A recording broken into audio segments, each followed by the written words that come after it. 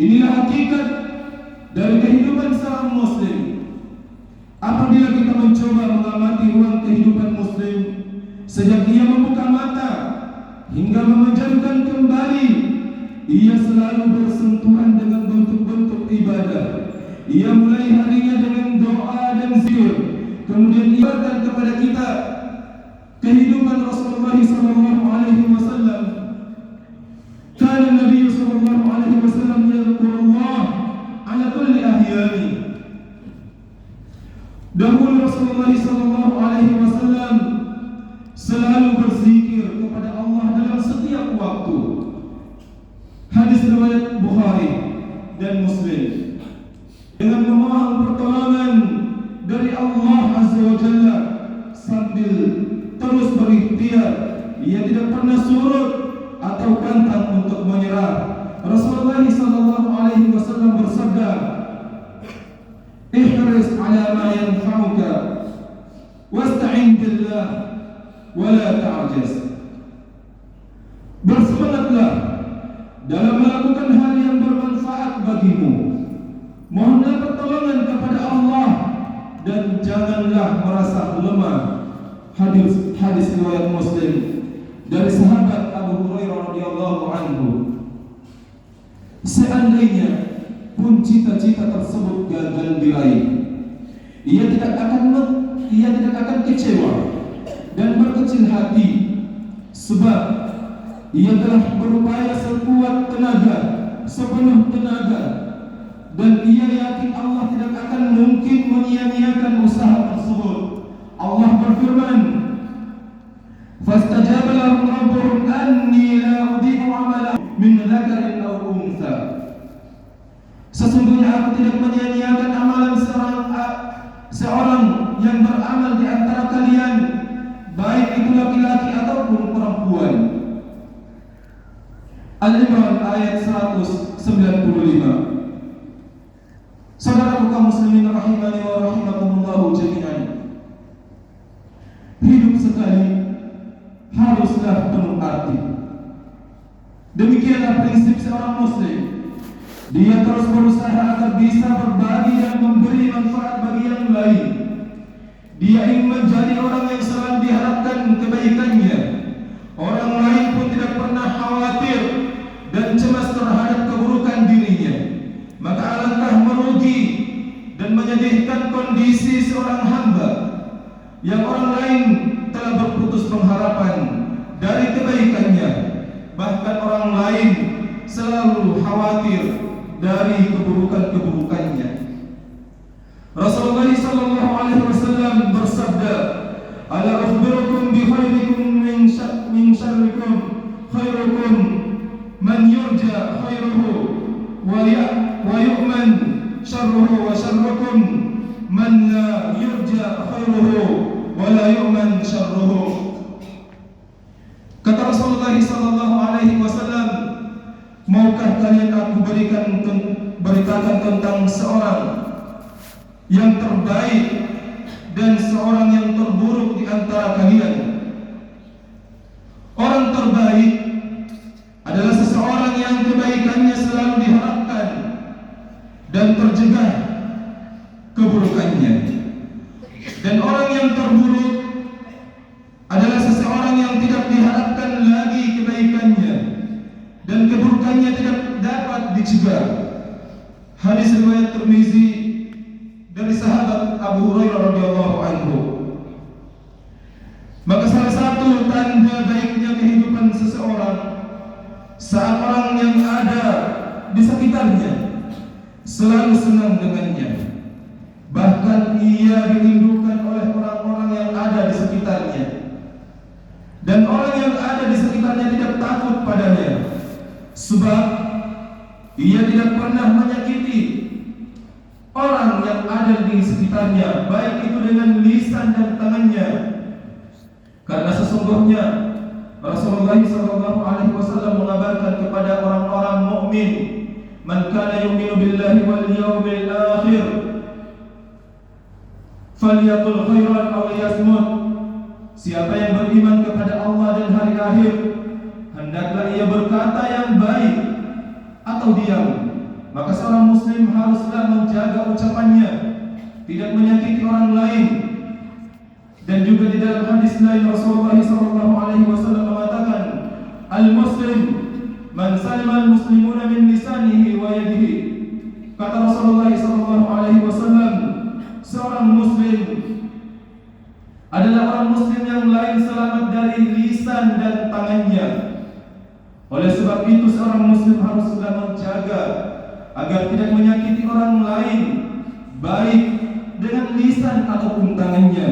Saudara kaum muslimin rahimani wa rahimakumullah jami'an, jangan sampai sebaliknya orang yang ada di sekitarnya justru berharap agar ia segera hilang di dekatnya, atau diharapkan agar ia segera pergi jauh, tidak mau berada di sekitarnya karena sebab keburukannya. Na'udzubillahi min dzalik. Mudah-mudahan Allah melimpahkan taufik dan hidayah untuk kita semua agar tetap bersemangat untuk berbuat hidup lebih berarti, entah itu berarti di hadapan manusia, terlebih lagi dan bahkan harus dan wajib berarti di hadapan Allah.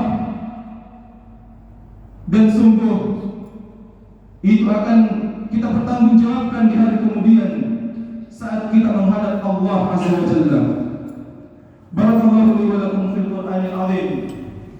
Wa asyhadu an la ilaha illallah wahdahu la syarika lah wa asyhadu anna Muhammadan abduhu wa rasuluh. Ya ayyuhalladzina amanu taqullaha haqqa tuqatih wa la tamutunna illa wa antum muslimun. Saudaraku kaum muslimin rahimani wa rahimakumullah jami'an, dengan memperhatikan khutbah yang pertama, maka tentulah salah satu dari keinginan dan harapan kita adalah konsisten dan teguh di atas ibadah hingga meninggalkan dunia pada ini. Mudah-mudahan Allah memudahkan kita dalam meraih husnul khatimah, akhir kehidupan yang baik. Salah satu faktor yang akan membantu kita dalam istiqamah untuk menjadikan hidup lebih berarti adalah dengan mengingat-ingat kembali tujuan kita diciptakan di dunia ini. Wa ma khalaqtul jinna wal insa illa liya'budun. Tidak aku ciptakan jin dan manusia melainkan hanya untuk beribadah. Saat hal itu selalu ada di benak kita, seolah-olah selalu hadir di antara kedua pelupuk mata, maka kita pun akan termotivasi untuk mengisi hari-hari kita di dunia ini dengan ibadah, agar hidup sekali penuh dengan arti. Disebutkan dalam biografi seorang ulama besar di masanya, Al-Imam Abu Zur'ah rahimahullah, di saat-saat terakhir menjelang ajalnya atau menjelang kematiannya, beberapa ulama dari kalangan sahabat karibnya datang menjenguk.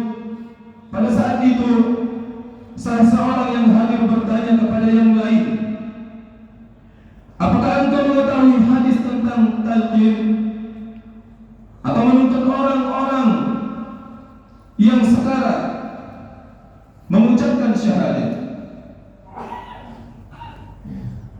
Kemudian orang itu menjawab, iya, hadis dari Muaz bin Jabal. Kemudian ketika itu juga Imam Abu Zur'ah yang sedang sakit menambahkan dengan sanad hadis yang lengkap sampai kepada Muaz bin Jabal radhiyallahu anhu bahwa Rasulullah sallallahu alaihi wasallam bersabda, "Man kana akhiru kalamihi la ilaha illallah, dakhala al-jannah." Siapa saja yang kalimat terakhir yang dia ucapkan adalah la ilaha illallah, maka ia akan masuk surga. Hadis riwayat Abu Dawud. Kemudian setelah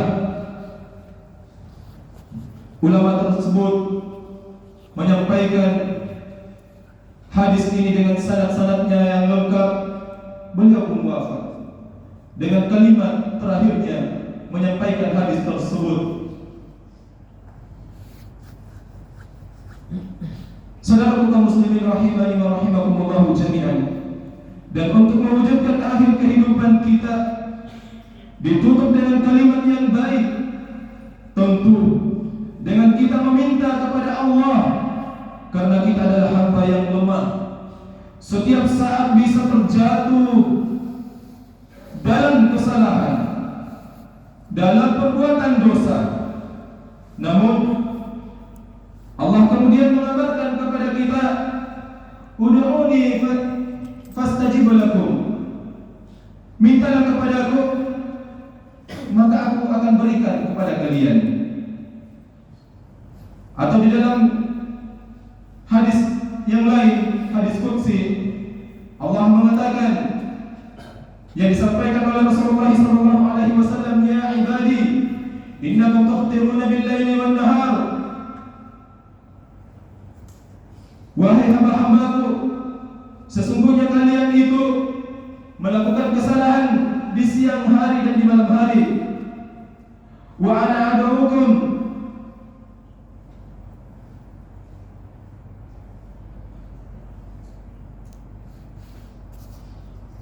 wa ana aghfiru dzunuba jami'a, dan aku yang mengampuni semua dosa-dosa.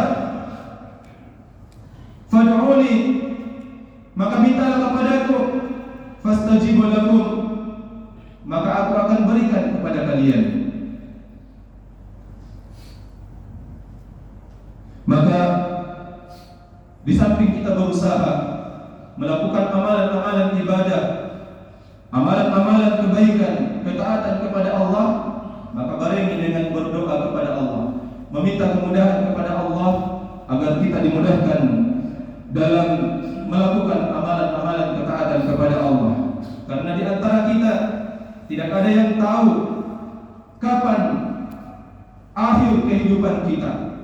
Bahkan di antara kita tidak ada yang tahu di mana kita akan meninggal dunia, di mana ajal akan mendatangi kita. Bahkan hal ini telah Allah kabarkan di dalam Al-Quran, wa ma tadri nafsun ma la taksibu ghadan, wa ma tadri nafsun bi ayyi ardin tamut. Tak seorang pun tahu apa yang akan diperoleh besok hari, dan tidak seorang pun tahu di bumi mana nantinya ajalnya akan datang. Maka kita memohon kepada Allah agar kita dimudahkan oleh Allah sebelum kematian datang kepada kita. Innallaha wa malaikatahu yusholluna 'alan nabi, ya ayyuhalladzina amanu shallu 'alaihi wa sallimu taslima. Allahumma shalli 'ala Muhammad wa 'ala ali Muhammad kama shallaita 'ala Ibrahim wa 'ala ali Ibrahim innaka Hamidum Majid.